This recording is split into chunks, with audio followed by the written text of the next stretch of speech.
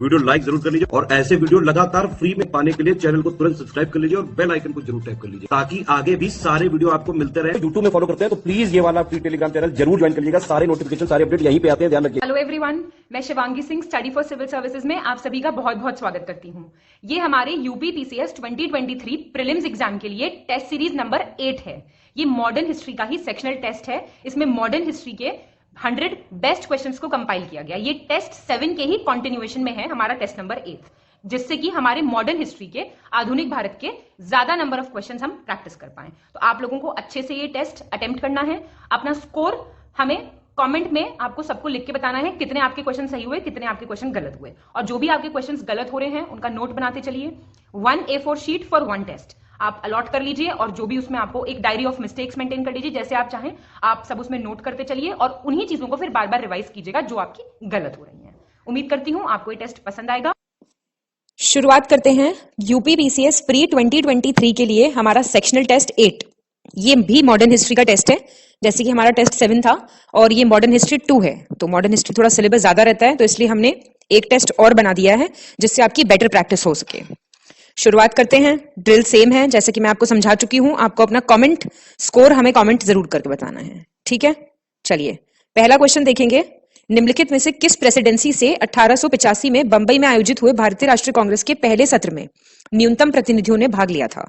From which of the following presidency the minimum पूछ रहा है, सबसे कम number of delegates had attended the first session of the INC Indian national Congress held in Bombay in 1885? Bombay, Madras, Bengal presidency, Uttar Pradesh and Oudh presidencies. बताइए क्या हो जाएगा इसका आंसर? तो इसका आंसर हो जाएगा सी, फर्स्ट का सी। देखिए अब मैं आपको समझा देती हूं थोड़ा सा। जो आईएनसी है, आईएनसी की स्थापना हुई थी 1885 में, इंडियन नेशनल कांग्रेस की। अब जो कांग्रेस वर्ड है, बेसिकली कांग्रेस, ये डिराइव्ड है नॉर्थ अमेरिका से, जिसका मतलब होता है ग्रुप ऑफ पीपल। समझ रहे हैं, लोगों का समूह। और इनिशियली इसका नाम था इंडियन नेशनल यूनियन शुरुआत में, फिर इसको दोबारा से इसका नाम रखा गया दादा भाई नरोजी के सजेशन से। तो आपको पूछ सकता है किसके सजेशन से आईएनसी नाम पड़ा था, तो दादा भाई नरोजी के सेशन से। अच्छा, टोटल नंबर ऑफ डेलीगेट्स कितने थे पहले सेशन में? तो याद रहता है सबको, 72 थे। अब उसमें से बॉम्बे से कितने थे? 38 थे। मद्रास से कितने थे? 21 थे। बंगाल से कितने थे? सिर्फ 3 मेंबर्स थे। और उत्तर प्रदेश और अवध प्रेसिडेंसी से 7 थे। और एक और पंजाब से अगर हम देखें तो आपके पंजाब से भी 3 मेंबर्स थे। तो अगर बंगाल हो या पंजाब हो तो दोनों से ही सबसे कम मेंबर्स थे। याद रहेंगी इतनी बातें? सब पता चल गया इससे रिलेटेड सब कुछ। अच्छा, सदस्यता किसने की थी पहले सेशन की, ये आप मुझे कमेंट डाउन करके बताएंगे, ठीक है। चलिए, तो निम्नलिखित को कालानुक्रमिक क्रम में व्यवस्थित करें। Arrange the following in chronological order. भारतीय सुधार समिति, Indian reforms committee, Indian agency, British समिति, ब्रिटिश कमिटी, इंडियन मासिक पत्रिका, इंडियन मंथली मैगजीन। बताइए क्या हो जाएगा इसका आंसर? इसका आंसर हो जाएगा बी, 1, 2, 3 एंड 4 बी। क्यों होगा ये देख लो। देखो, जो ये भारतीय सुधार समिति थी, इसकी जो स्थापना थी ये किसने, कब हुई थी? 1887 में, ठीक है। और ये कहां पे हुई थी? इंग्लैंड में हुई थी। और किसने की थी? दादा भाई नौरोजी ने। इंडियन एजेंसी की अगर बात करें तो ये 1888 में, ये भी इंग्लैंड में थी। और 1888 में एक्चुअली चेयरमैन, हाँ, दादा भाई नौरोजी ने ही स्टैब्लिश की थी, लेकिन किसकी चेयरमैनशिप में? विलियम डिग्बी की चेयरमैनशिप में। फिर एक ब्रिटिश कमेटी थी, कांग्रेस की थी, ये स्टैब्लिश हुई थी 1889 में। और एक थी आपकी इंडियन मंथली मैगजीन या फिर इंडियन मासिक पत्रिका। तो इसका जो पब्लिकेशन था ये स्टार्ट कब हुआ था? ये स्टार्ट हुआ था 1890 में, ठीक है।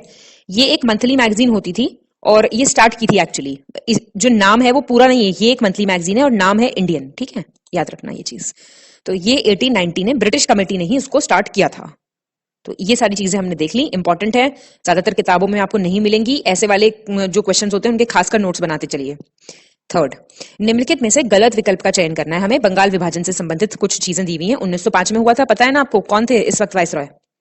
Select the incorrect option. Partition of Bengal 1905। 20 जुलाई विभाजन का निर्णय, डिसीजन ऑफ पार्टीशन। 7 अगस्त विभाजन के खिलाफ आंदोलन शुरू, मूवमेंट अगेंस्ट पार्टीशन स्टार्टेड। 16 अक्टूबर विभाजन प्रभावी, मतलब पार्टीशन इफेक्टिव होता है, या फिर इनमें से कोई नहीं। बताओ तो ये सारी बातें एकदम ठीक है, आंसर हो जाएगा डी। वाइसरॉय कौन थे? लॉर्ड कर्जन थे वाइसरॉय। वैसे तो मुझे आपसे कमेंट काउंट करवाना चाहिए था, पर चलो बता दिया मैंने। तो ये सारी डेट्स इंपॉर्टेंट हैं, याद रखना, इससे रिलेटेड हैं। और चलो अच्छा ये बता दो कि पार्टीशन जो हुआ था ये, तो इसमें रीजन क्या दिया था अंग्रेजों ने, क्यों कर रहे हैं डिवाइड, और किस किस को डिवाइड कर रहे थे? चलो ये बता दो, इससे पूरा बंगाल पार्टीशन यही हो जाएगा। और एक चीज मैं बता देती हूँ यहाँ पे, पार्टीशन एनल्ड कब हुआ था? एनल्ड मतलब कैंसिल कब किया गया था? तो पार्टीशन को कैंसिल किया गया था कब? 1911 में पार्टीशन के डिसीजन को वापस लिया गया था। और इस टाइम वाइसरॉय चेंज हो जाएंगे, इस टाइम वाइसरॉय थे लॉर्ड हार्डिंग टू। ठीक है, याद रखना ये चीज, विभाजन रद्द या फिर एनल्ड। एनल्ड लिखा होता है इंग्लिश में जनरली, कैंसिल्ड कम होता है, ध्यान रखना। तो ये डेट्स इंपॉर्टेंट है।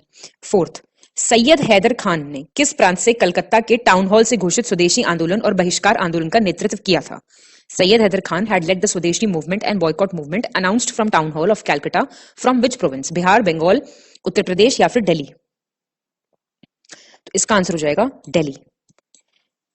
7 अगस्त 1905 को स्वदेशी मूवमेंट को अनाउंस किया गया था टाउन हॉल से। टाउन हॉल कहां पे है? कैलकाटा में। और यहां से हिस्टोरिक बॉयकॉट मूवमेंट स्टार्ट हुआ था। ठीक है, स्वदेशी आंदोलन में बहिष्कार प्रस्ताव पारित हुआ था इस टाइम पे। तो यहां पे जो स्वदेशी मूवमेंट दिल्ली से था वो सैयद हैदर खान लीड कर रहे थे। तो कई बार लीडर्स के नाम भी आ जाते हैं। फिफ्थ, 16 नवंबर 1905 को किस शहर में आयोजित एक सम्मेलन में राष्ट्रीय शिक्षा परिषद, वेरी इंपॉर्टेंट, की स्थापना का निर्णय लिया गया था? The establishment of National Council of Education had been decided at a conference which was held in which city on November 16, 1905? Bihar, Orissa, Uttar Pradesh या फिर इनमें से कोई नहीं? बताइए, इसमें से कोई नहीं। तो कहां से लिया था? देखो 16 नवंबर को कलकत्ता में एक सम्मेलन हुआ था। ठीक है, और कॉन्फ्रेंस हुई थी, तो वहां पे डिसाइड हुआ कि भैया आप नेशनल काउंसिल ऑफ एजुकेशन बनाओ, ये national literary, scientific, technical education देगी, जो कि नेशनल के कंट्रोल, मतलब नेशन के कंट्रोल में रहेगा। तो national Council of education establish हुई थी कोलकाता में। और इसके जो स्टैब्लिश किसने की थी? ये सदगुरु दास बनर्जी, नाम याद रखना, सदगुरु दास बनर्जी। 2 बार मैं इसलिए बता रही हूं जिससे आप लोगों को यहीं पे याद हो जाए। फैक्चुअल क्वेश्चंस हैं, यहीं याद हो जाएंगे, आप लोग को ज्यादा फायदा रहेगा। चलिए, 6th, निम्नलिखित में से कौन 14 अगस्त 1906 को स्थापित Bengal national college and school के प्राचार्य थे? Who among the following was the principal of the Bengal National College and School which was established on August 14, 1906? Surendranath Banerjee, Aurobindo Ghosh, Firoz Shah Mehta या फिर कोई नहीं? इनमें से कोई नहीं, बताओ, मतलब कोई तो थे। तो 6th का आंसर हो जाएगा अरबिंदो घोष। ठीक है, अब जो राष्ट्रीय शिक्षा थी, राष्ट्रीय शिक्षा के क्षेत्र में सबसे पहले क्या हुआ था? रंगपुर नेशनल स्कूल स्टैब्लिश हुआ था। ठीक है, 1905 में। उसके बाद अगस्त 1906 में बंगाल नेशनल कॉलेज और स्कूल बनता है, जिसके अरबिंदो घोष प्रिंसिपल होते हैं। ठीक है, बस इतनी बात याद रखनी है। 7th, 1838 में कोलकाता में स्थापित लैंड होल्डर्स सोसाइटी, ये सब कांग्रेस से पहले की एसोसिएशन है। Which among the following was the who among the following was the Indian secretary of the landholders society established at in 1838 in Calcutta? भारतीय सचिव पूछ रहे हैं कौन थे? द्वारकानाथ टैगोर, राजा काली कृष्ण, प्रसन्ना कुमार ठाकुर या फिर इनमें से कोई नहीं? तो इसका आंसर हो जाएगा सी, प्रसन्ना कुमार ठाकुर। देखो, स्थान कोलकाता, स्थापना किसकी हुई? लैंड होल्डर सोसाइटी की या फिर जमींदारी एसोसिएशन, लैंड होल्डर सोसाइटी, जमींदारी एसोसिएशन। और इसके जो भारतीय सचिव थे प्रसन्ना कुमार ठाकुर, और अंग्रेज जो थे बेसिकली, ब्रिटिश सेक्रेटरी कौन थे इसके? विलियम काबरी और जॉन क्रॉफोर्ड इसके रिप्रेजेंटेटिव थे लंदन में। ठीक है, 3 नाम इससे रिलेटेड आपको टोटल याद रखने हैं। पहला प्रसन्ना कुमार ठाकुर, दूसरा क्या बताया मैंने? विलियम काबरी जो इसके ब्रिटिश सेक्रेटरी थे, और जॉन क्रॉफोर्ड कौन थे? इसके रिप्रेजेंटेटिव लंदन में। चलो, असर्शन रीजन वाले क्वेश्चन आइए। नीचे 2 कथन दिए गए हैं, एक को अभिकथन और दूसरे को कारण कहा गया है। Given below are 2 statements, one is assertion and the other is reason. अभिकथन देख लो, राजा राम मोहन रॉय के कई साथियों ने पहली बार 1836 में बंग भाषा प्रकाशन सभा नामक एक राजनीतिक संगठन की स्थापना की थी। Many companions of Raja Ram Mohan Roy had first established a political organisation called Banga Bhasha प्रकाशिका सभा इन 1836। भारत को ब्रिटिश क्राउन के हाथों से मुक्त कराने के लिए बंग भाषा प्रकाशिका सभा की स्थापना की गई थी। मतलब the reason was to make India free from the hands of British crown. तो ये बोल रहा है, क्या होगा इसका आंसर? तो इसका आंसर सही हो जाएगा ये, इसका आंसर हो जाएगा ए तो सही है, लेकिन आर गलत है। क्यों गलत है अब मैं बता देती हूं आपको।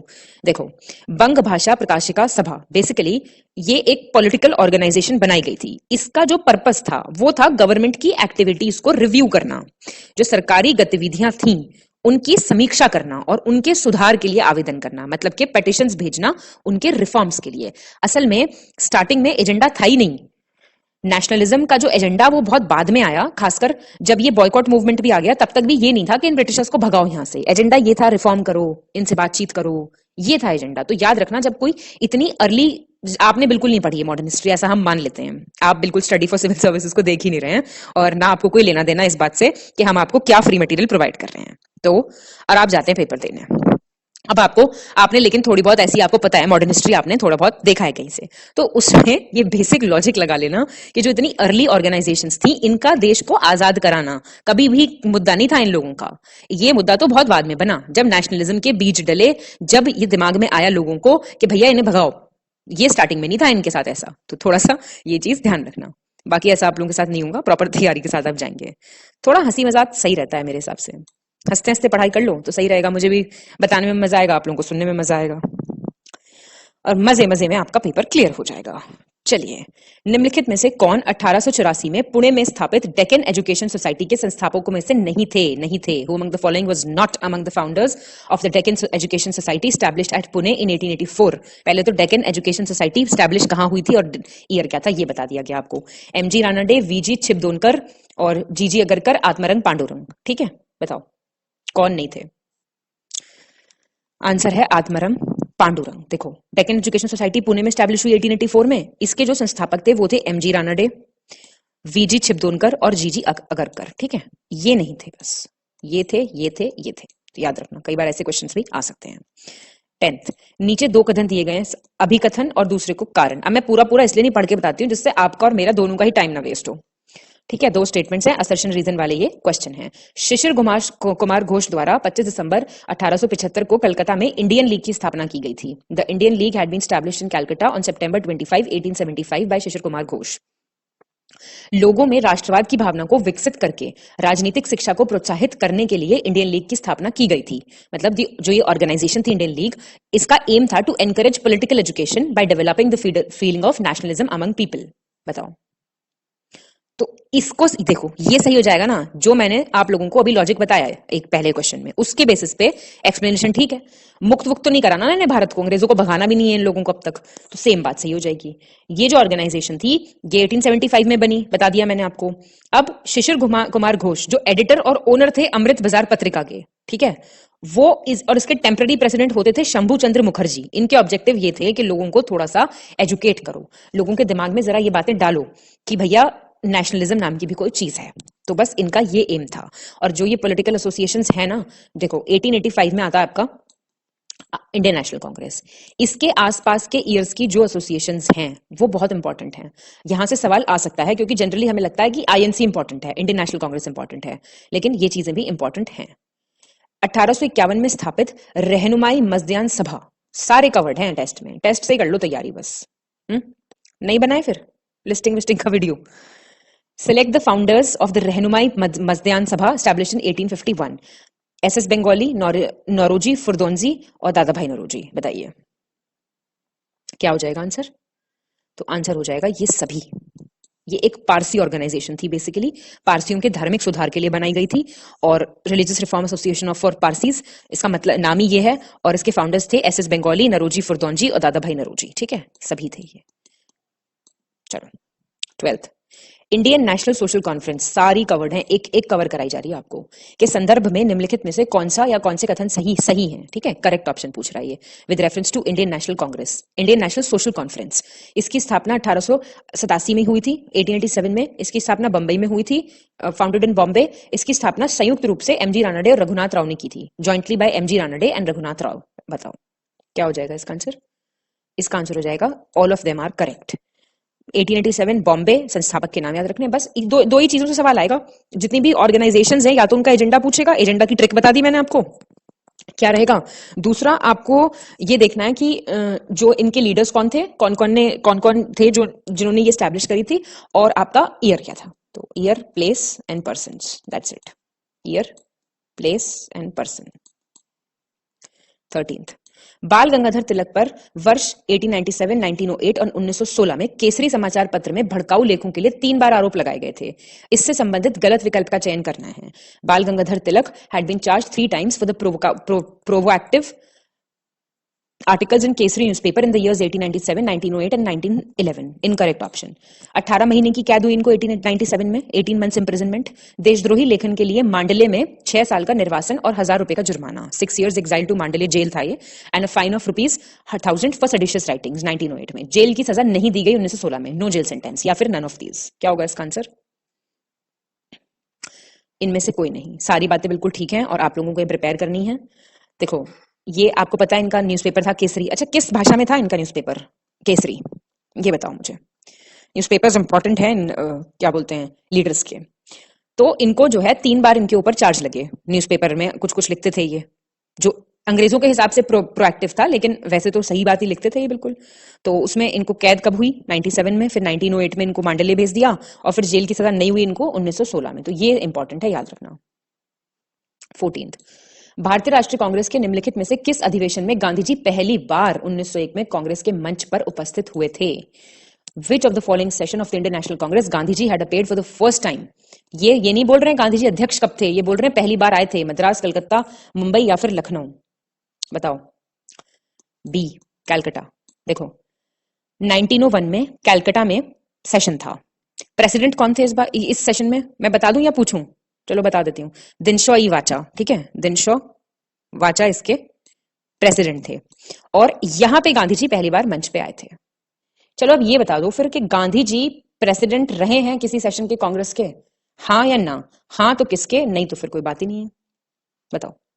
15th, निम्नलिखित में से किसने भारतीय राष्ट्रीय कांग्रेस के उस अधिवेशन की अध्यक्षता की थी जिसमें 1911 में पहली बार जन गण मन गाया गया था? Who among the following had presided over that session of the INC in which Jan Gan Man sung for the first time in 1911? Madan Mohan Malviya, Bhupendra नाथ बसु, रास बिहारी घोष, बिशन नारायण धर. बताओ. तो आंसर हो जाएगा 15th का डी, बिशन नारायण धर. देखो, 1911 में कैलकाटा में गाया गया था और बिशन नारायण धर इसके प्रेसिडेंट थे. तो ये इंपॉर्टेंट है, थोड़ा ध्यान रखना, फैक्चुअल है एकदम. इल्बर्ट बिल विवाद के दौरान अपने समाचार पत्र बंगाली में कलकत्ता उच्च न्यायालय के न्यायाधीश JF मारिश की आलोचना करने के लिए 5 मई 1883 को सुरेंद्रनाथ बनर्जी को कितने महीने के लिए जेल में डाल दिया गया था? Surendranath Banerjee was imprisoned for how many months on May 5, 1883 for criticizing the Calcutta High Court JF Morris in his newspaper Bengali. अब आपको देखो कितने सारी तो क्वेश्चन से ही पता चल गई चीजें. During the Ilbert bill controversy. आप मुझे सबसे पहले कमेंट डाउन करके ये बताइए इल्बर्ट बिल कंट्रोवर्सी क्या थी, थोड़ा सा 2-3 लाइन में. ठीक है, 16वें का आंसर बाकी मैं आपको बता देती हूँ. उनको 2 महीने के लिए जेल हुई थी इस टाइम पे. ठीक है, और न्यूज़पेपर क्यों हुई थी, कैसे हुई थी, सब बता दिया गया है. आप मुझे बताएंगे इल्बर्ट बिल कंट्रोवर्सी क्या थी. 17वां, पहली इंडियन एसोसिएशन ने 29 दिसंबर 1883 को कलकत्ता के एल्बर्ट हॉल में निम्नलिखित में से किसकी अध्यक्षता में नेशनल कॉन्फ्रेंस का आयोजन किया था? The first Indian Association had organized a national conference on December 29, 1883 at the Albert Hall of Calcutta under the chairmanship of who among the following? Gopal Krishna Gokhale, Anand Mohan Bose, Womesh Chandra Banerjee या इनमें से कोई नहीं? बताओ. आनंद मोहन बोस. ठीक है, देखो पहली इंडियन एसोसिएशन हुई यहाँ पे, तो आनंद मोहन बोस ने यहाँ पे अध्यक्षता की थी. और फिर दूसरी इंडियन एसोसिएशन, पहली तो बता दी गई है, फिर अब सेकंड देख लो. सेकंड इंडियन एसोसिएशन ऑर्गेनाइज हुई कब? दिसंबर में ही हुई थी, लेकिन 2 साल बाद 1885 में. ठीक है, और ये क्या था? अब मैं बताती हूँ आपको एक चीज. इसके जो चेयरमैन थे, अब मैंने आपको आनंद मोहन बोस तो पहली वाली के हो गए, सेकंड के कौन थे? सुरेंद्रनाथ बैनर्जी. इसी टाइम कांग्रेस की भी स्थापना हो रही थी. यही रीजन था कि जब पहला सेशन हुआ इंडियन नेशनल कांग्रेस का, क्योंकि ये यहाँ पे अध्यक्ष थे. ठीक है, इनकी अध्यक्षता थी यहाँ पे, चेयरमैनशिप थी इनकी. इसी कारण से जब भारतीय राष्ट्रीय कांग्रेस का प्रथम अधिवेशन हुआ था तो सुरेंद्रनाथ बैनर्जी जो थे वो INC के पहले कॉन्फ्रेंस में पार्टिसिपेट नहीं कर पाए थे. ठीक है, याद रहेंगी इतनी बातें, पहला दूसरा दोनों बात बता दी मैंने आपको. फर्स्ट 1883 आनंद मोहन बोस, सेकंड 1885 सुरेंद्रनाथ बैनर्जी. अब बताओ और कितनी बार बताऊं कि याद हो जाए. 18th, बम्बई प्रेसिडेंसी एसोसिएशन को पहले किस नाम से जाना जाता था? The Bombay presidency association was previously known by which name? Bombay Chronicle, Bombay services, Bombay association, Bombay औद्योगिक संस्थान, बॉम्बे इंडस्ट्रियल इंस्टीट्यूट. जो हिंदी में इंग्लिश में अलग होता है वो मैं आपको बोल के बता देती हूँ. बताओ. तो इसका आंसर हो जाएगा सी, बॉम्बे एसोसिएशन. अब थोड़ा सा देख लो इसके बारे में. Bombay presidency association 1885. फाउंडर्स कौन थे इसके? फिरोज शाह मेहता, बदरुद्दीन तैयब जी और काशीनाथ केटी तेलांग, काशीनाथ त्रिंबक तेलांग. पूरा नाम नहीं पता होगा आपको। मेन पर्पस क्या था? पॉलिटिकल आइडिया स्प्रेड करवाना लोगों को। और बॉम्बे प्रेसिडेंसी एसोसिएशन को बॉम्बे एसोसिएशन के नाम से जाना जाता था, जो स्टैब्लिश हुई थी 1825 में। सबसे पुरानी है ये। ठीक है, चलो 19। निम्नलिखित को कालानुक्रमिक क्रम में व्यवस्थित करें। क्रोनोलॉजिकल ऑर्डर में अरेंज करना है। वास्को ड गामा की भारत की दूसरी यात्रा, second visit. Pedro Alvares Cabral के नेतृत्व में दूसरा पुर्तगाली अभियान कालीकट पहुंचा। Second Portuguese expedition led by Pedro Alvares Cabral. पुर्तगालियों ने कोचीन में पहला कारखाना बनाया। Portuguese built the first factory in Cochin. Francisco de Almeida को पहली पुर्तगाली वाइसरॉय के रूप में भारत भेजा गया था। Francisco de Almeida was sent to India as the first Portuguese viceroy. बताओ, डी हो जाएगा इसका आंसर। कैसे? ईयर पता होने चाहिए ना। देखो, इंपॉर्टेंट ईयर्स पता होने चाहिए। अच्छा, पहली बार कब आया था वास्को ड गामा? ये आप मुझे कमेंट डाउन कर दो फटाक से। और दूसरी यात्रा थी इसकी 1502 में। लिख लिया करो भाई। ये पहली फैक्ट्री बनाई इन्होंने 1503 में। ठीक है। और सेकंड फैक्ट्री कब बनाई? 1505 में। और फ्रांसिसो डे अल्मीडा इंडिया कब आए? 1505 में।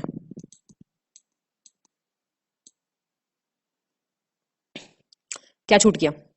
सेकंड फैक्ट्री बता दिया मैंने। और कोचीन में फैक्ट्री कब बनाई? और पेड्रो एल्वारेस जो थे, बेसिकली पेड्रो एल्वारेस आए 1500 में। बस ये सारे बता दिए मैंने आपको। वास्को डी गामा की सेकंड विजिट 1502, पोर्चुगीज की पहली फैक्ट्री कोचीन में 1503, 1505 में दूसरी फैक्ट्री, 1505 में फ्रांसिसो डे अल्मीडा इंडिया आए पहले वायसराय बनके, और 1500 में सेकंड पोर्चुगीज एक्सपेडिशन आया, ये वाला सबसे पहले ये हुआ। मतलब कहने का ये है। चलो 20। निम्नलिखित में से कौन सा कथन सही है? Which of the following statements are correct? एक प्रमुख पुर्तगाली गवर्नर अल्बरकीक ने 1530 में सरकारी कार्यालय कोचिंग से गोवा स्थानांतरित कर दिया था। प्रोमिनेंट पोर्चुगीज गवर्नर थे, आपको पता है। इन्होंने शिफ्ट किया था government office from Cochin to Goa in 1530।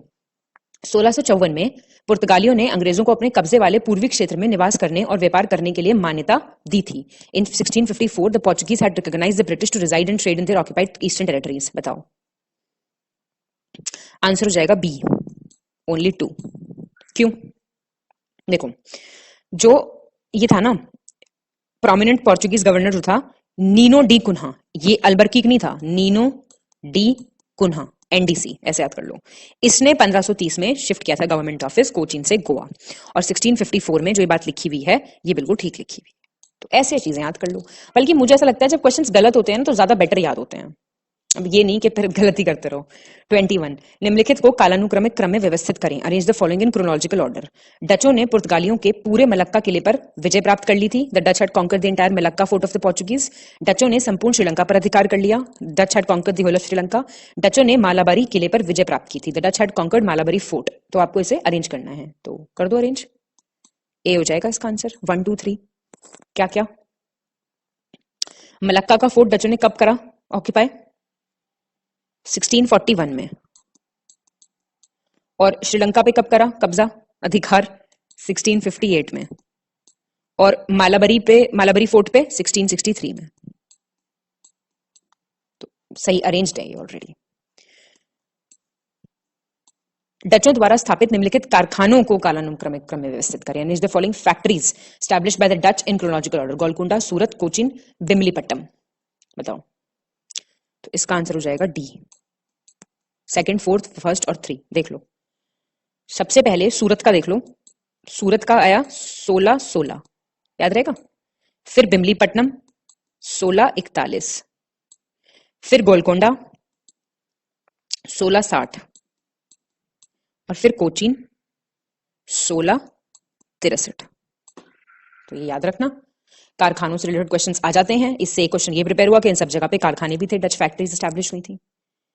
23 Aurangzeb ने 1664 ईस्वी में डचों को कितने प्रतिशत वार्षिक चुंगी पर बंगाल, बिहार और उड़ीसा में व्यापार करने का अधिकार दिया था? Aurangzeb in 1664 had given the Dutch the right to trade in Bengal, Bihar और Orissa at what percent annual octroi? बताओ, क्या आंसर हो जाएगा इसका? इसका आंसर हो जाएगा बी। औरंगजेब ने इनको राइट दिया था कि बंगाल, बिहार में आ जाओ आप, और वार्षिक चुंगी कितनी थी? 31.5%। ठीक है, याद रखना, आसान है, याद हो जाएगा ये। हाउस ऑफ कॉमन्स में कब एक प्रस्ताव पारित किया गया था? 24th क्वेश्चन, कि जब तक सांसद कानून द्वारा इसे मना नहीं करती तब तक इंग्लैंड के सभी नागरिकों को पूर्व के साथ व्यापार करने का समान अधिकार होगा. When had a resolution been passed in the House of Commons that unless Parliament by law forbid it, all citizens of England would have equal rights to trade with the East? ये date पूछ रहा है. देखो थोड़ा सा difficult है ये question, लेकिन अब प्रिपेयर तो देखो करना है. ए हो जाएगा इसका आंसर. एज इट इज याद कर लो. जनवरी 1694. ठीक है. यहाँ पे एक प्रस्ताव पारित हुआ था कि भाई जब तक पार्लियामेंट ना कहे सारे सिटीजन्स जो हैं उनको पूरा अधिकार है कि वो ईस्ट के साथ ट्रेड अपनी करते रहें. जिसका जाके मन करे जाके कर लो ट्रेड. 25th. नीचे दो कथन दिए गए हैं, अभिकथन और कारण. असर्शन रीजन वाला क्वेश्चन है. असर्शन पढ़ लेते हैं, अभिकथन पढ़ लेते हैं. अंग्रेजों ने 1624 ईस्वी में अर्मागांव में एक कोठी खोली थी. The British had opened a कोठी इन अर्मागांव इन 1624. अंग्रेज डचों के निरंतर विरोध और स्थानीय अधिकारियों द्वारा बार बार पैसों की मांग से तंग आ चुके थे. The British were fed up with the constant opposition of the Dutch and the repeated demands of money by the local authorities. बताइए. तो इसका आंसर हो जाएगा बी. ए गलत है लेकिन आर सही है. ए गलत क्यों है बताओ. भाई जो ब्रिटिश थे ना, इन्होंने सबसे पहले क्या करा, 1611 में ब्रिटिश ने एक ट्रेडिंग सेटलमेंट बनाया मसूलीपट्टनम, मछलीपट्टनम भी जिसको बोलते थे. ये मेन पोर्ट था गोलकोंडा स्टेट का. यहां पे डच ने प्रोटेस्ट स्टार्ट कर दिया तो लोकल ऑफिशियल्स ने क्या करा, पैसे बार बार मांगने स्टार्ट कर दिए. इससे तंग आके 1626 में इन्होंने आर्मगांव में एक दूसरा सेटलमेंट बनाया. इस चीज से तंग आके, तो मतलब ये पहला गलत है. 24 में नहीं खोली थी ये, इसे काट के 1626 में खोली. इस वजह से ये खोली थी, ना कि इसकी वजह ये थी. आगे समझ में. चलो 26 देखेंगे अब हम. नीचे दिए गए कथन, नीचे दो कथन दिए गए, वो ही है सेम असर्शन रीजन वाला क्वेश्चन है. देख लो. अभिकथन है 1613 में जहांगीर ने अंग्रेजों को सूरत में एक स्थायी कारखाना स्थापित करने की अनुमति दी थी. In 1613, Jahangir allowed the British to set up a permanent factory in सूरत. डचों को पराजित करने के कारण जहांगीर अंग्रेजों से प्रभावित था. Due to defeating the Dutch, Jahangir was influenced by the British. क्या हो जाएगा इसका आंसर? इसका आंसर हो जाएगा ए. देखो पहला सही है लेकिन इसका रीजन गलत है. वजह क्या हुआ था, 1611 में जो कैप्टन मिडल्टन थे उन्होंने स्वाली में, बैटल ऑफ स्वाली हुआ था, स्वाली का युद्ध हुआ था, उसमें पुर्तगाली बेड़े को, पुर्तगाली फ्लीट को, पोर्चुगीज फ्लीट को हरा दिया था. इस वजह से पोर्चुगीज को हराने की वजह से जहांगीर बड़ा इंप्रेस्ड था अंग्रेजों से. तो 1613 में वो उन्हें परमिशन दे देता है कि आओ भाई लगाओ कारखाना. तो डचों को नहीं, पोर्चुगीज को. ठीक है. चलो 27th. 1632 में गोलकुंडा के सुल्तान अब्दुल्ला कुतुब शाह ने ईस्ट इंडिया कंपनी को एक सुनहरा फरमान दिया. इसके अनुसार ईस्ट इंडिया कंपनी को सालाना कितने पैगोड़ा का भुगतान करने के बाद गोलकुंडा राज्य के बंदरगाहों में स्वतंत्र रूप से व्यापार करने की अनुमति मिली थी. In 1632 sultan of Golconda Abdullah Qutub Shah had given the East India Company a golden decree. ठीक है. इससे how many pagodas annually East India Company got permission to trade freely in the ports of Golconda. कितना पे करेंगे कि वो ट्रेड कर सकते थे फ्रीली, बताओ. 500 पैगोडास. ठीक है. फैक्चुअल क्वेश्चन है, डायरेक्टली याद रखना. पूरा सब कुछ पूरा का पूरा एक्सप्लेनेशन दिया हुआ है, बस एक छोटा सा फैक्ट पूछा हुआ है, तो इसमें कुछ समझाने का बचता नहीं है. फिर 28. 1698 में किस प्रांत के सूबेदार ने अंग्रेजों को सुल्तानती कालिकता और गोविंदपुर नाम के 3 गांव की जिम्मेदारी दी थी, जिसके बदले में सूबेदार को इन गांव के मालिकों को 1200 रुपए देने पड़े थे. इन 1698 सूबेदार of which province had given the जिम्मेदारी ऑफ 3 विलेजेस, सुल्तानती कालिकता गोविंदपुर. आपने अगर टेस्ट नंबर 7 देखा है अच्छे से तो आप बता पाएंगे. ये बिहार, अवध, उड़ीसा या इनमें से कोई नहीं. क्या हो जाएगा इसका आंसर भाई? इनमें से कोई नहीं. क्यों? 1698 में सूबेदार ऑफ बंगाल, ये मैंने उसमें भी बताया था आपको. सूबेदार ऑफ बंगाल जो थे अजीमुशान ने जिम्मेदारी दी थी 3 विलेजेस की, सुल्तानती कलकत्ता और गोविंदपुरा का, जिसकी वजह से उसको 1200 रुपए देने थे. ठीक है. टेस्ट ध्यान से देखो, सही रहेगा. 1680 में जारी किए गए एक फरमान से में यह आदेश दिया गया था कि अंग्रेजों से 2% चुंगी के अलावा कितने प्रतिशत जजिया कर के रूप में भी लिया जाएगा. In a decree issued in 1680 it was ordered that in addition to 2% octroi from the British what percentage would also be taken as jizya tax. बताओ क्या होगा इसका आंसर? तो इसका आंसर हो जाएगा ए. अब क्या हुआ था, औरंगजेब ने एक फरमान इशू किया था 1680 में. उसमें यह था कि कोई हरास नहीं करेगा कंपनी के मेन को फॉर ऑक्ट्रॉय और ऑब्स्ट्रक्टेड बिजनेस. मतलब कंपनी के आदमियों को चुंगी के लिए परेशान ना करें और उनसे व्यवसाय में बाधा ना डालें. इसके अलावा यह भी आदेश दिया गया था कि 2% चुंगी के अलावा वो ये 11/2% जजिया कर के रूप में भी लिया जाएगा. तो ये चीज याद रखना. 30.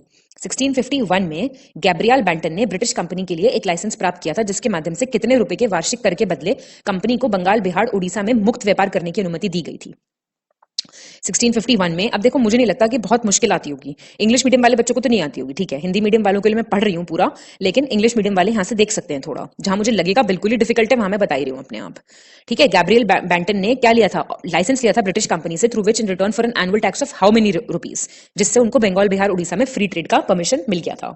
बताओ, तो आंसर हो जाएगा इसका बी, 3000। देखो, पहला ट्रेड एग्जेम्पशन जो ब्रिटिश को मिला बंगाल में, वो मिला 1651 में, जहां पे ये एक कोर्ट फिजिशियन थे बेसिकली, गैब्रियल बैंटन, जो सूबेदार शाह सूजा ऑफ बंगाल के साथ रहते थे, तो इन्होंने उनसे लाइसेंस ले लिया था ब्रिटिश कंपनी के लिए, ठीक है, इतनी बात इंपॉर्टेंट है। 31, English company trading in the east, company ने सर विलियम नॉरिस को किस मुगल शासक के दरबार में राजदूत के रूप में अपने लिए व्यवसायिक सुविधाएं प्राप्त करने के उद्देश्य से भेजा था।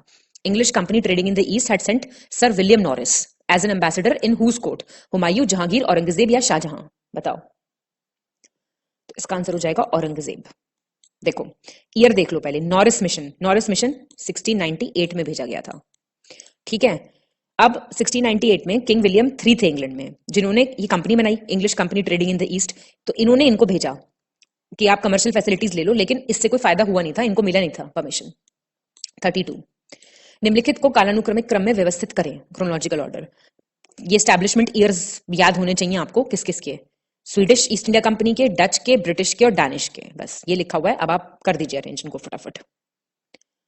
तो 32 का आंसर हो जाएगा सी, ये। अब मैं ईयर बता दे रही हूं आपको, आप याद रखना, स्वीडिश 1731, ठीक है, और डच 1602, और आपका ब्रिटिश तो पता होगा ये नहीं, 1599 या फिर 1600, कई बार 1600 भी लिखा होता है ये, और दानिश 1616, बस इतना याद रखो। 33, भारत में डेनों के शासन के संबंध में सही विकल्प का चयन कीजिए, करेक्ट ऑप्शन रिगार्डिंग डेन्स। अभी देखा ना डैनिश कंपनी की स्टैब्लिशमेंट, उन्होंने अपना पहला कारखाना 1620 में तंजौर जिले के ट्रैंक्यूबार में स्थापित किया था, फर्स्ट फैक्ट्री इन ट्रैंक्यूबार। 1676 में उन्होंने बंगाल के सेरमपुर में अपना दूसरा, 1676 में सेकंड फैक्ट्री इन सेरमपुर बंगाल। 1745 में उन्होंने अपनी सारी फैक्ट्रियां ब्रिटिश कंपनी को बेच दी और चले गए। 1745 they sold all their factories and they left India. बताओ, तो सही है पहला, दूसरा और तीसरा, ठीक है, ये सारा एज इट इज याद हो जाएगा। अब देखो, अंग्रेज के बाद कौन आए थे, डेन्स ही आए थे, 1616 में आए थे, अभी ऊपर बताया मैंने, और उन्होंने अपना पहला कारखाना बनाया 1620 में, ठीक बात है बिल्कुल, और 1676 में उन्होंने कब क्या किया, दूसरा बना लिया कारखाना, और 1745 में उन्होंने अपनी सारी जो फैक्ट्रीज थी वो ब्रिटिश कंपनी को बेच दी थी और वो भारत छोड़ के चले गए थे, ठीक है, सारी बातें एकदम ठीक है। 34, जॉन शर्मन मिशन 1715 में मुगल दरबार में गया था, द्वारा कोलकाता के नजदीक कितने गांव को खरीदने का अनुरोध किया था। इस मिशन से how many villages were requested to be purchase near Calcutta. बताओ 1715 में, तो ये याद रखना पहले तो, सी हो जाएगा आंसर, 38 विलेजेस।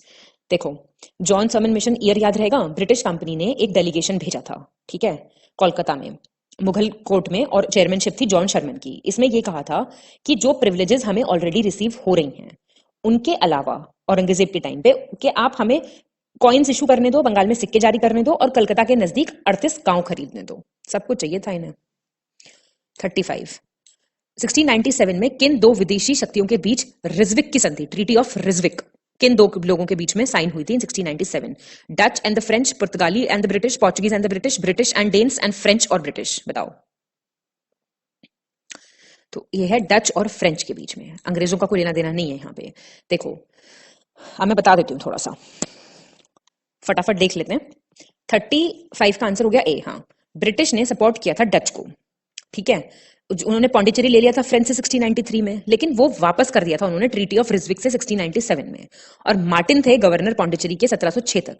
इस टाइम पे पॉपुलेशन पौंडीचेरी की करीब 40,000 थी और कैलकाटा की 22,000 थी, ठीक है, बस इतनी बात याद रखना।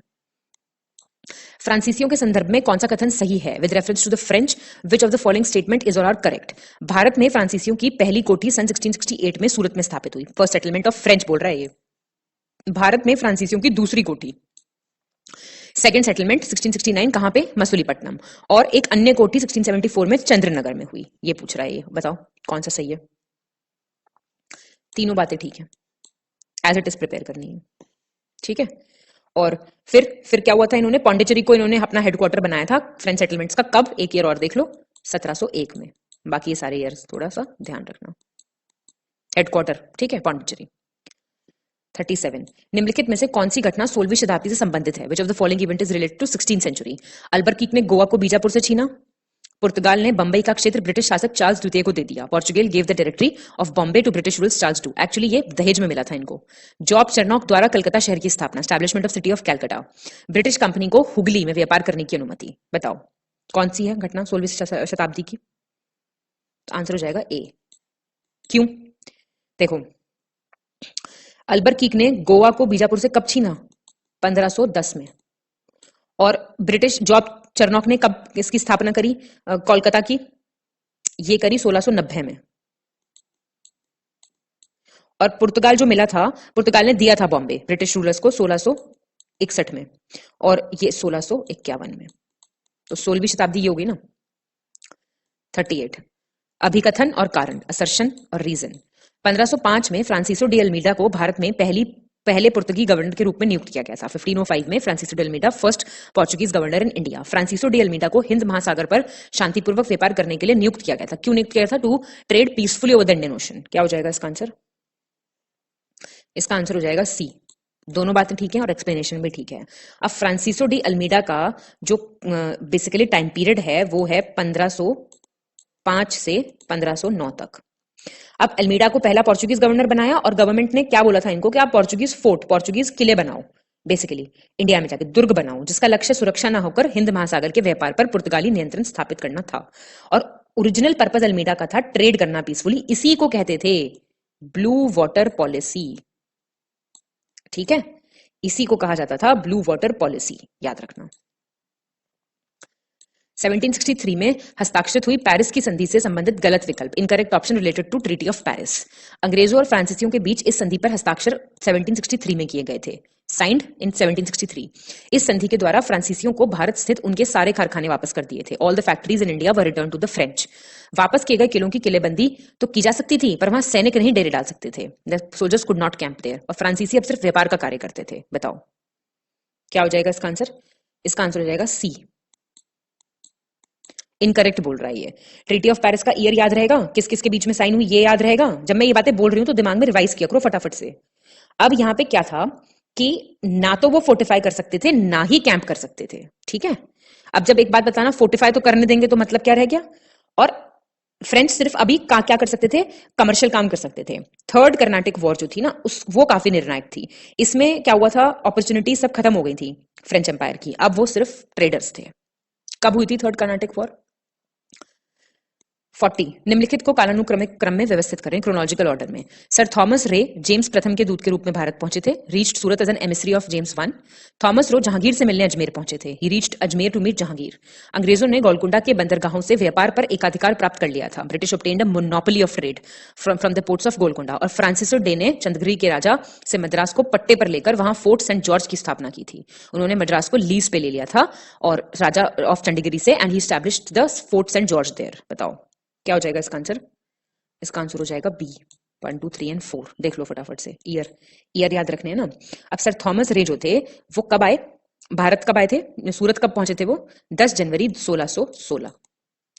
और 10 जनवरी को आए वो, फिर उन्होंने फिर अजमेर मिलने कब गए थे? क्या बोलते हैं, 1616 में ही गए थे।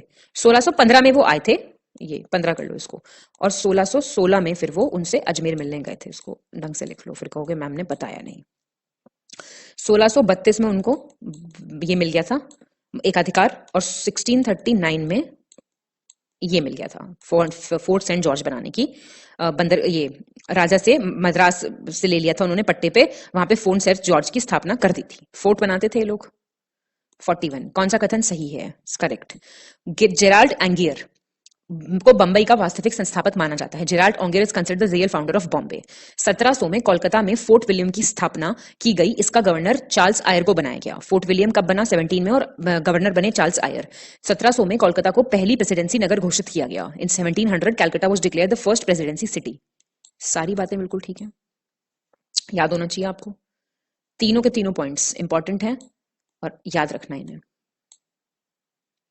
42 गलत विकल्प का चयन करें, सिलेक्ट द इनकरेक्ट ऑप्शन। गुरुदेव की संज्ञा प्रसिद्ध साहित्यकार एवं नोबेल पुरस्कार विजेता रविंद्रनाथ टैगोर को प्रदान की गई थी। द नेम गुरुदेव। रविंद्रनाथ टैगोर का जन्म कलकत्ता नगर में 7 मई 1861 को श्री देवेंद्रनाथ टैगोर और शारदा देवी के 14वें बालक के रूप में हुआ था, as the 14th child of Debendranath Tagore and Sharada Devi. वर्ष 1901 में उन्होंने शांति निकेतन में एक विद्यालय प्रारंभ किया, जो वर्ष 1918 में विश्व भारती नाम से विश्वविद्यालय में विश्व विख्यात विश्वविद्यालय में परिवर्तित हो गया था। मतलब 1901 में he started Shanti Niketan, which was a world famous university. गुरुदेव रविंद्रनाथ टैगोर को महान प्रहरी की उपाधि स्वामी विवेकानंद ने दी थी। Gurudev Rabindranath Tagore was given the title of great sentinel by Swami Vivekananda. Important है सारी चीजें, बताओ। तो आंसर क्या हो जाएगा? इसका आंसर हो जाएगा डी। सारी बातें बिल्कुल ठीक हैं। ये स्वामी विवेकानंद ने नहीं दी थी, गांधी जी ने दी थी। बस ये याद रखना, बाकी सारी चीजें एकदम ठीक दी हुई हैं और याद कर लो, इंपॉर्टेंट है। 43 कौन सा कथन सही है? Which of the following statements is और आर करेक्ट? रेगुलेटिंग एक्ट 1773 के में खामियों को दूर करने के लिए ब्रिटिश सरकार ने 84 में पिट्स इंडिया एक्ट पारित किया, जिसका नाम ब्रिटिश प्रधानमंत्री विलियम पिट के नाम पर रखा गया था। To plug the loopholes in the regulating act, British government pass the Pitt's India act after British prime minister William Pitt. Bharat के governor general Lord William Bentinck ने कर्नल स्लीमैन के साथ मिलकर 1830 में ठगी प्रथा का अंत किया था। The governor general of India Lord William Bentinck होगा ये, along with Colonel Sleeman, put an end to the thugs in 1830. बताओ। दोनों ही सही हैं, याद रखना, दोनों ही बातें सही हैं बिल्कुल। ठीक है, थोड़ा ईयर वगैरह देख लिया करो, कौन प्रधानमंत्री रहे ये देख लिया करो, अपने हिसाब से इनसे कुछ खुद भी क्वेश्चंस बना लिया करो। 44 प्रथम कर्नाटक युद्ध को सेंट थॉम के युद्ध के लिए याद किया जाता है, जो किस शहर में फ्रांसीसियों सेनाओं और कर्नाटक के नवाब अनवरुद्दीन की सेनाओं के बीच लड़ा गया था, जिनसे अंग्रेजों ने मदद की अपील की थी? The battle of saint Thome had been fought in which city? There asking between the French and the forces of Anwaruddin the nawab of Karnataka, to whom the English appealed for help? Madras, Karnataka region, Coromandel coast तट, या फिर ट्रावनकोर? क्या होगा इसका answer? Madras. ए। तो ये मद्रास में हुआ था बेसिकली, बाकी चीजें इसके बारे में दी ही हुई हैं। 45 भारत आने वाला पहला डैश जहाज रेड ड्रैगन था, कौन सा शिप था ये, कहां से था? फ्रेंच का था, डैनिश था, पोर्चुगीज था, या फिर इंग्लिश था? इंपॉर्टेंट क्वेश्चन भाई, इंग्लिश था। इंडिया में ब्रिटिश ने काफी इन्वेस्ट किया था रेलवेज, बैंकिंग, इंश्योरेंस, शिपिंग में, तो पहला जहाज अंग्रेजों का ही आया था। रेड ड्रैगन नाम था, इंपॉर्टेंट है नाम। 46 निम्नलिखित में से गलत विकल्प का चयन करें, select the incorrect option. Assam में सर्वप्रथम चाय कंपनी की स्थापना 1839 में हुई थी, the first T company. Bharat के आर्थिक शोषण का सिद्धांत गोपाल कृष्ण गोखले ने ब्रिटिश शासन के दौरान प्रतिपादित किया था, the principle of economic exploitation, who gave it? Gopal Krishna Gokhale, ऐसा ही कह रहा है। 1857 के विद्रोह के दौरान बहादुर शाह ने बख्त खान को साहिब आलम बहादुर की उपाधि से सम्मानित किया था। During the revolt of 1857, Bahadur Shah conferred the title of Sahib Alam Bahadur to बख्त खान। 19वीं शताब्दी के दौरान पटना वहाबी आंदोलन का मुख्य केंद्र था। Patna was the main center of Wahhabi movement। बताओ, तो बी हो जाएगा ना इसका आंसर। किसने दिया था ये? दादा भाई नौरोजी ने। ड्रेन थ्योरी और इकोनॉमिक एक्सप्लॉयटेशन इन्होंने तो दिए थे ये, और बाकी सारी जितनी भी बातें लिखी हुई हैं बिल्कुल ठीक है। वहाबी मूवमेंट के लीडर्स का नाम बताइए कमेंट डाउन करके। 47 कैबिनेट मिशन से संबंधित गलत विकल्प का चयन करें, select the incorrect option regarding the cabinet mission. Bharat की एकता बनाए रखनी चाहिए, the unity of India should be maintain. Pakistan के लिए मुस्लिम लीग की मांग को स्वीकार कर लिया था। भारत एक संघ होगा जिसमें ब्रिटिश प्रांत तथा देशी रियासतें शामिल होंगी। India will be a federation consisting of British provinces and princely states. संविधान निर्मात्री संस्था या संविधान सभा का गठन प्रांतीय विधानसभाओं तथा देशी रियासतों के प्रतिनिधियों द्वारा किया जाएगा। द कॉन्स्टिट्यूशन मेकिंग बॉडी क्या थी? Constituent assembly should be constituted by the representatives of provincial legislative assemblies and the princely states. बताओ, आंसर हो जाएगा बी। गलत विकल्प का चयन करना था। भाई मुस्लिम लीग ने कर ली थी क्या एक्सेप्ट? कब आया था कैबिनेट मिशन, कब अनाउंस किए थे? 1946। यूनिटी रहेगी। मुस्लिम लीग ने जो डिमांड की थी पाकिस्तान की, वो नहीं मानी गई थी, और बाकी बातें बिल्कुल ठीक है। 48 निम्नलिखित में से किन नेताओं की मदद से इंडियन नेशनल आर्मी का गठन किन किन लोगों की हेल्प से हुआ था? कैप्टन मोहन सिंह, रास बिहारी बोस, निरंजन सिंह गिल, बिपिन चंद्र पाल। बता दो भाई जल्दी जल्दी। 1, 2 और 3। आजाद हिंद फौज कब हुई थी फॉर्म? ये 1942 में, याद रखना साल। अब मार्च जो था, मार्च में इंडियन जो रास बिहारी बोस थे, टोक्यो रह रहे थे जापान में, इन्होंने कॉन्फ्रेंस बुलाई और कहा कि हम आजाद हिंद फौज बनाएंगे। तो ये कैप्टन मोहन सिंह, रास बिहारी बोस और निरंजन सिंह गिल, इन्होंने मिलकर इसका फॉर्मेशन किया था। बिपिन चंद्र पाल का कोई लेना देना यहाँ पे नहीं है। चित्तू पांडे ने उत्तर प्रदेश राज्य के किस जिले में भारत छोड़ो आंदोलन 1942 का नेतृत्व किया था? चिट्टू पांडे। मेरठ, मथुरा, गोरखपुर, बलिया। गलत अगर किसी ने कर दिया ना क्वेश्चन तो पाप है बिल्कुल। जातीय सरकारें बन रही थी ना, पैरेलल गवर्नमेंट्स, तो बलिया में भी बनी थी नहीं बनी थी? तो उसी टाइम पे क्विट इंडिया मूवमेंट के टाइम पे चल रही थी ना ये चीज, बस बलिया हो जाएगा। अर्धशतक। नीचे दो कथन, अभिकथन और कारण, असर्शन और रीजन। बस्तर विद्रोह की शुरुआत 1910 में जगदलपुर में हुई थी। बस्तर रिवोल्ट, जगदलपुर। छत्तीसगढ़ राज्य में नए सामंती एवं वन अधिनियमों के खिलाफ बस्तर विद्रोह शुरू हुआ था। The Bastar revolt was started against new feudal and forest levies in the states of Chhattisgarh. बताइए। सी, दोनों ही सही हैं और व्याख्या भी सही है। बस्तर विद्रोह जगदलपुर 1910, और इसीलिए हुआ था ये सब जो चल रहा था ना, नए नए अधिनियम आ रहे थे और रिबेल्स को लीड कर रहे थे राजा बस्तर के। ठीक है, चलो शगुन का क्वेश्चन। झारखंड विद्रोह का नेतृत्व छोटा नागपुर क्षेत्र के आदिवासियों ने 1920 के बाद से किया था। निम्नलिखित में से किस राज्य के क्षेत्र में इस विद्रोह, कौन से राज्य के क्षेत्र इस विद्रोह से प्रभावित नहीं थे? The Jharkhand uprising 1920, which parts of the state was not affected? Bihar, Orissa, Uttar Pradesh, West Bengal. बताओ। तो सी, उत्तर प्रदेश नहीं था। देखो, झारखंड अपराइजिंग छोटा नागपुर प्लेटू के लोगों ने की थी, बिहार में, उड़ीसा में, वेस्ट बंगाल में। आदिवासी महासभा भी बनी थी। कब? 1937 में आदिवासी महासभा, और फिर इसको रिप्लेस कर लिया था बाय रीजनल झारखंड पार्टी ने फिर 1949 में। इसी की चेंज होके ये रीजनल पार्टी बन गई थी। याद रहेगा इतना? चलो 52। निम्नलिखित में से कौन सा कथन सही है? Statement is correct. 1920 के दशक में आंध्र प्रदेश राज्य के गुंटूर जिले में एक वन सत्याग्रह हुआ था। A forest satyagraha was taken place in the decade of 1920 in Guntur district of Andhra Pradesh. 1930 के दशक में बिहार राज्य में पलामू के खरवाड़ों द्वारा वन सत्याग्रह किया गया था। कहां हुआ था? खरवार्स ऑफ पलामू। तो क्या हो जाएगा इसका आंसर? इसका आंसर हो जाएगा सी। याद रहेगा? फॉरेस्ट सत्याग्रह, ये चेंचू ट्राइबल्स थे बेसिकली, चेंचू, गुंटूर डिस्ट्रिक्ट आंध्र प्रदेश के। और दूसरा किसने किया था? करवार्स ऑफ पलामू। ये तो दिया ही हुआ है 1930 में, ये 1920 के टाइम पे है। 53, अभिकथन और कारण, असर्शन, रीजन। नेकदा आंदोलन 1860 के दशक में हुआ था। नायकाड़ा मूवमेंट जैसे भी बोल लो। नेकदा आंदोलन अंग्रेजों और सवर्ण हिंदुओं के खिलाफ था। It was against British and the caste Hindus. क्या होगा आंसर? 53 का हो जाएगा डी। देखो, नेकदा मूवमेंट हुआ 1860s में मध्य प्रदेश और गुजरात में, और ये अगेंस्ट द ब्रिटिश था और कास्ट हिंदूज था। तो बेसिकली ये मतलब इसका रीजन तो नहीं हुआ ना, ये किसके अगेंस्ट था, ये इसका रीजन तो नहीं हुआ, बस बाकी बातें बिल्कुल ठीक है। और ये कहां हुआ था? मध्य प्रदेश और गुजरात। जगह याद रखना, एमपी, गुजरात। मैंने आपको क्या बताया, जितने भी आंदोलन है, जितने भी मूवमेंट्स हैं, उनसे रिलेटेड आपको ईयर, जगह तो पता होनी चाहिए। लीडर का नाम कहीं पे है तो वो बिल्कुल याद रखें आप। 54, सेम, अभिकथन और कारण, असर्शन, रीजन। 1863 में त्रिपुरा राज्य में परीक्षित जमातिया के नेतृत्व में एक विरोध हुआ था। There was a rebellion in Tripura under the leadership of Parikshit Jamatia. 1863 में त्रिपुरा के स्थानीय लोगों ने गृह करों की दरों में वृद्धि और बाहरी लोगों को बसाने के खिलाफ आक्रोश था, इसलिए यह विद्रोह हुआ था। The revolt among the local people was against the increase in the rates of house tax and settlement of outsiders. बताओ। तो आंसर हो जाएगा सी। देखो, अब क्या हुआ था 1900, ये जो रिवोल्ट्स हुए थे त्रिपुरा में, कौन कौन से हुए थे? ये परीक्षित जमातिया 1863 और रत्नामी थे 1942-43 में, और आपके भारती सिंह थे 1920 में। तो ये शुरुआत वाले, फिर बाद वाले, मैंने आपको तीनों बता दिए हैं, याद रखना। 55, कालानुक्रमिक क्रम में व्यवस्थित करना है, क्रोनोलॉजिकल ऑर्डर। जयंतिया पहाड़ियों का सिंटेंग्स का विद्रोह, सिंटेंग्स ऑफ जयंतिया हिल्स। फुलागुरी किसान विद्रोह, फुलागुरीज पीजेंट्स रिबेलियन। सफलास का विद्रोह, द रिवोल्ट्स ऑफ सफलास। कछार के कच्छा नागों का विद्रोह, द अपराइजिंग्स ऑफ कच्छा नागास ऑफ कच्छर। बताइए। आंसर हो जाएगा इसका बी। देख लो फटाफट से इसके सारे आपको सिंटेंग्स ऑफ जयंतिया हिल्स देख लो पहले तो, ईयर 1860 और 62, और फिर आपके फलगुड़ी के पीजेंट्स का 1861, और ये सफलास वाले 1872 73, और कच्छर वाले हैं 1882। ये 57 से पहले वाले ही हैं रिवोल्ट सारे। तो इनको थोड़ा सा मैप बना लो, एक मैंने बताई भी थी ये बात पहले भी।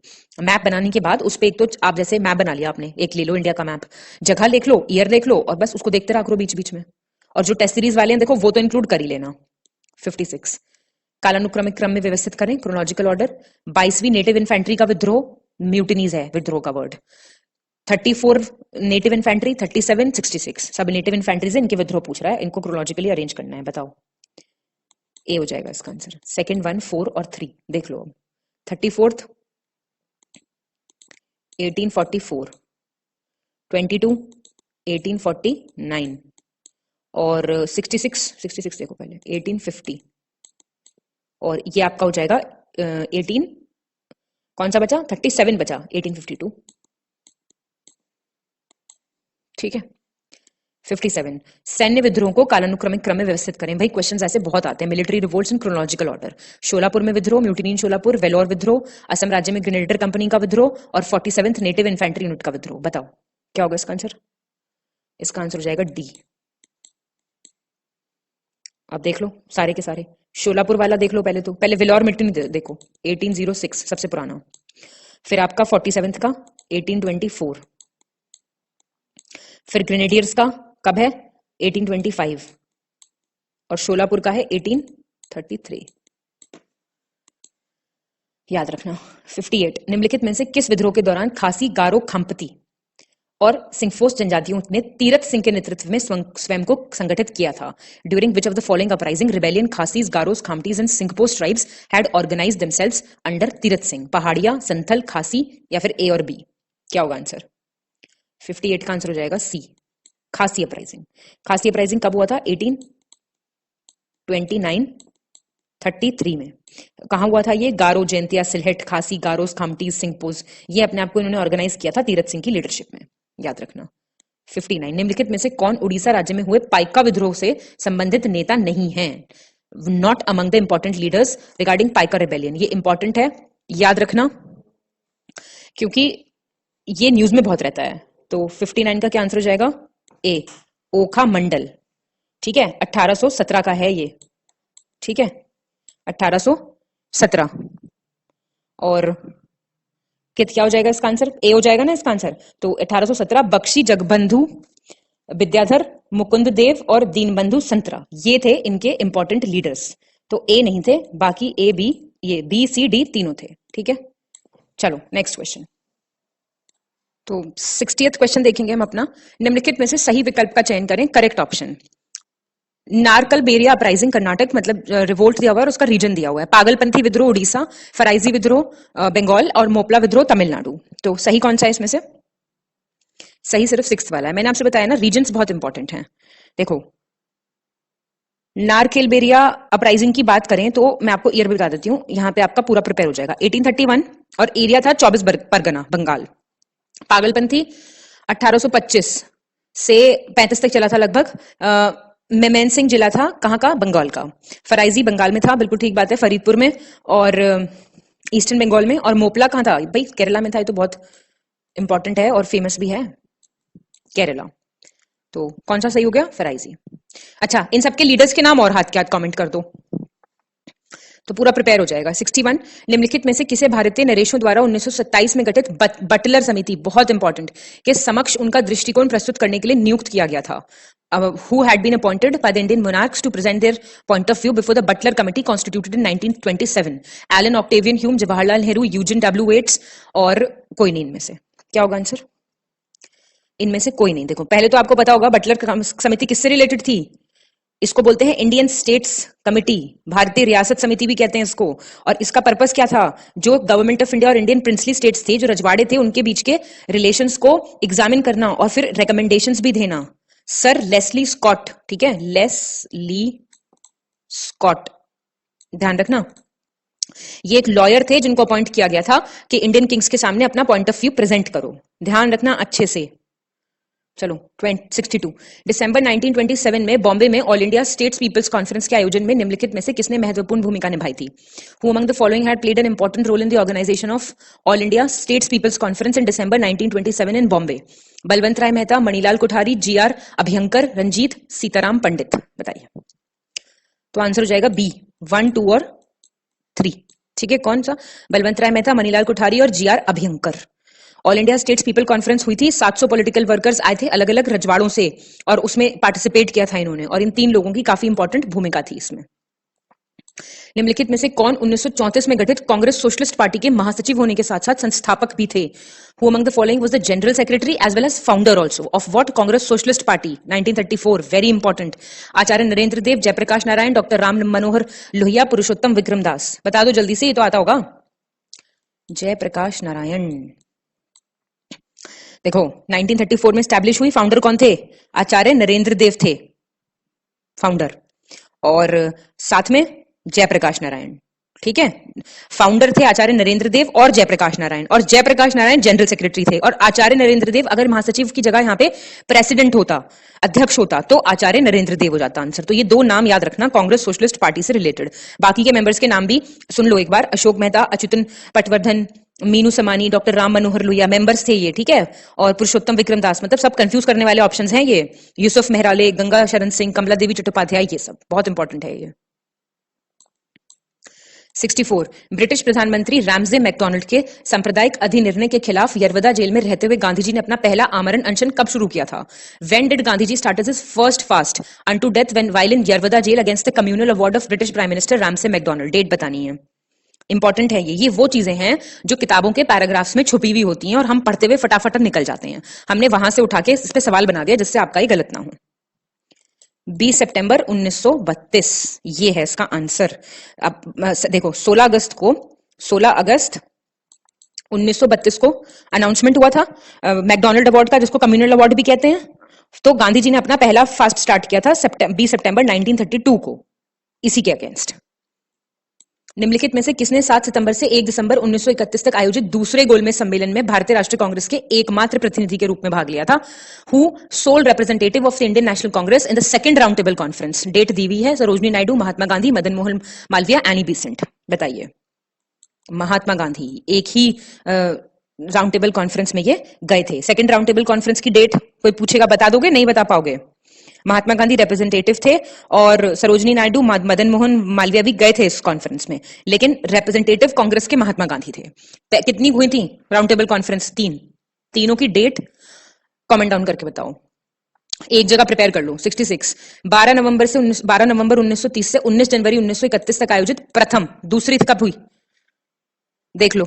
दूसरा गोलमेज, ये प्रथम गोलमेज सम्मेलन। दलित वर्गों के लिए पृथक निर्वाचक मंडल की मांग किसने रखी थी? ये पूछ रहा है। Separate electorate for the depressed classes in the first round table conference. Mahatma Gandhi, Jawaharlal Nehru, Vijaya Lakshmi Pandit, या इनमें से कोई नहीं? बता पाओगे? नहीं बता पाओगे भाई, इनमें से कोई नहीं होगा ना।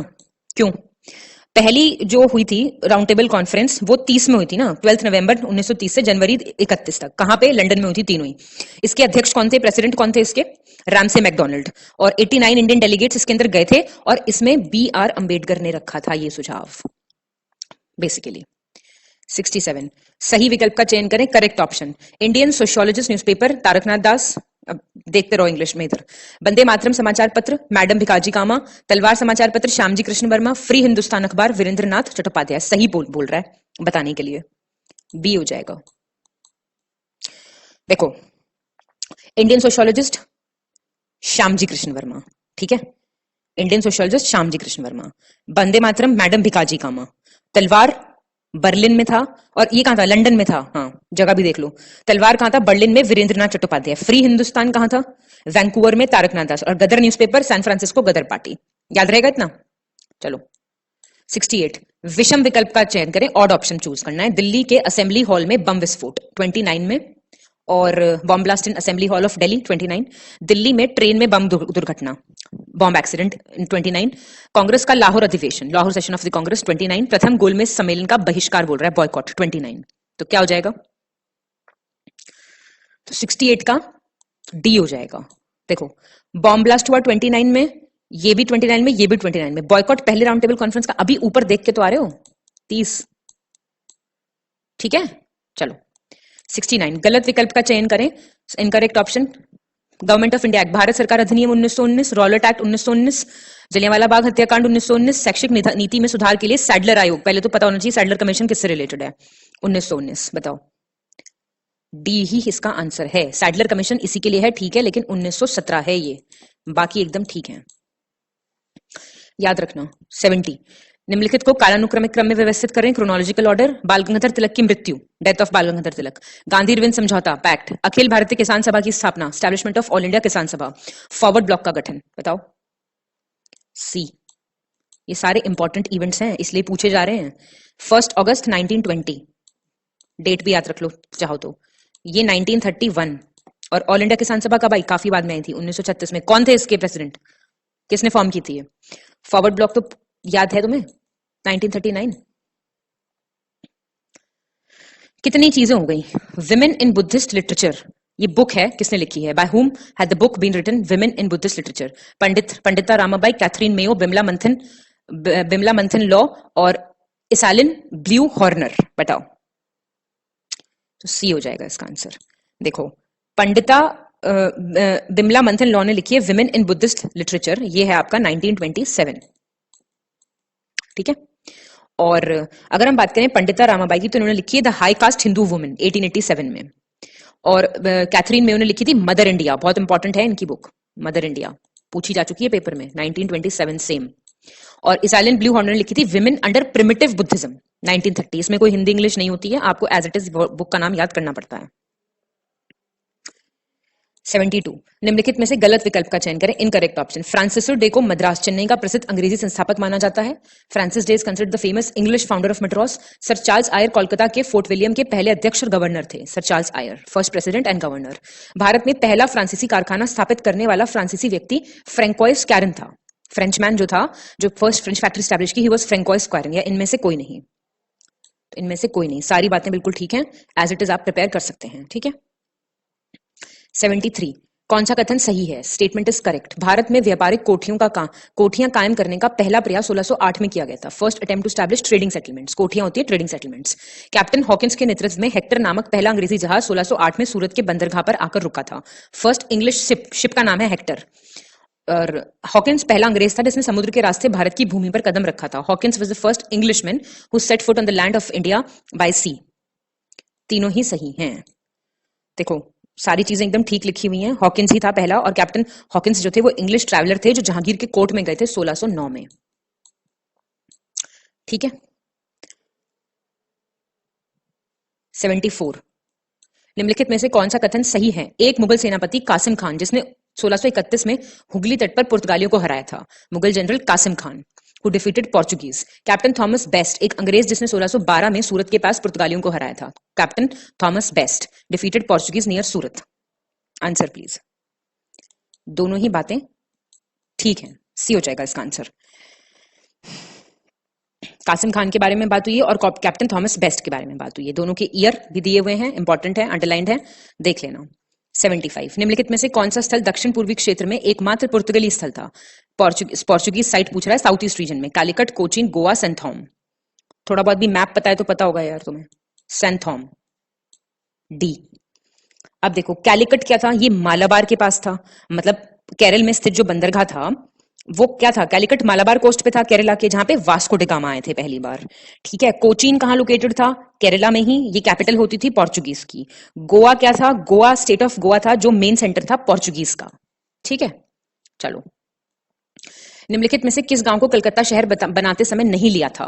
विच of the following village had not been taken at the time of making of Calcutta? Govindpur, Hariharpur, Sutanati, इनमें से कोई नहीं। क्या हो जाएगा आंसर? तो बी हो जाएगा। पढ़ा तो था आपने, गोविंदपुर और सुतानती की वो ली थी उन्होंने। हरिपुर, देखो 3 गांव की तो वो ली थी, कलकत्ता की स्थापना की थी सुतानती, कलिकता और गोविंदपुर मिला के। जो हरिहरपुर है ये बालासुर में है, उड़ीसा में। यहाँ पे ब्रिटिश ने अपनी फैक्ट्री लगाई थी 1633 में, तो कोलकाता से इसका लेना देना नहीं है। 77, निम्नलिखित में से किस स्थान की पहचान पुर्तगालियों की हार के स्थान के रूप में की जाती है? Which place can be identified as a place where Portuguese were defeated? Pulicat, सड्रास, बेदरा या स्वाली? कहां पे हारे थे ये? स्वाली में हारे थे ना, बताया था मैंने आपको जब जहांगीर वाला क्वेश्चन ऊपर कराया था अभी।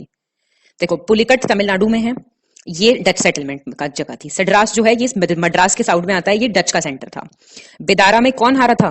बैटल ऑफ बेदारा कब हुआ था? 1759 में। और इसमें कौन हारे थे? डच। और ये कहां पे था? सूरत में, स्वाली, जहां पे कैप्टन बेस्ट ने किसको हराया था? पोर्चुगीज को। इसी से इंप्रेस होके तो जहांगीर ने इनको परमिशन दे दी थी, पढ़ा था ना अभी ऊपर क्वेश्चन। 78।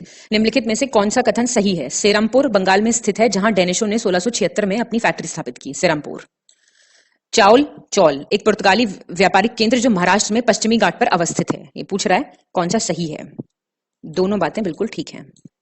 देखो, सेरमपुर 1676, पौंडीचेरी क्या था? फ्रेंच एक्टिविटीज का सेंटर था, और चौल जो था वो वेस्टर्न घाट्स में है, ट्रेडिंग सेंटर ही था जो महाराष्ट्र में है। 79। निम्नलिखित को कालानुक्रमिक क्रम में व्यवस्थित करें। डचों से संबंधित घटनाएं, events related to Dutch. Holland exchange bank की स्थापना, establishment of bank of Holland exchange. Credit bank of Amsterdam की स्थापना। जकार्ता पर कब्जा किया और प्रसिद्ध राजधानी बेटविया की स्थापना, बेटाविया या बेटविया। मलक्का पर पूर्ण अधिकार की स्थापना। बताओ। तो 79 का हो जाएगा बी। देखो,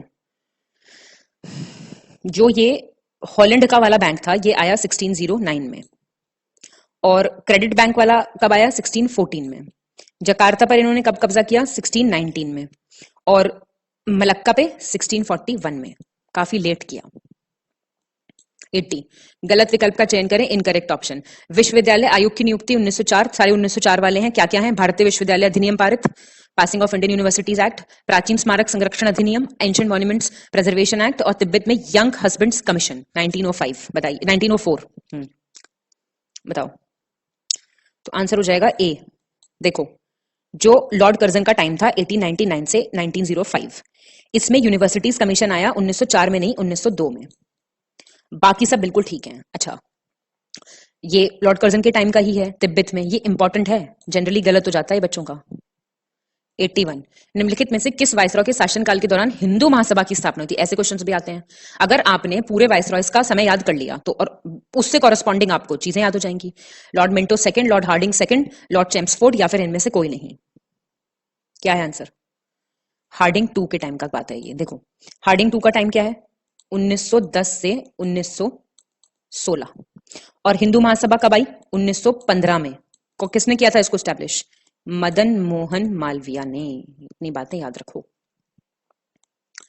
कालानुक्रमिक क्रम, क्रोनोलॉजिकल ऑर्डर वाले क्वेश्चन वेरी इंपॉर्टेंट। मॉन्टेगू की अगस्त घोषणा, मॉन्टेगूज अगस्त डिक्लेरेशन, अहमदाबाद में सत्याग्रह, साबरमती आश्रम की स्थापना।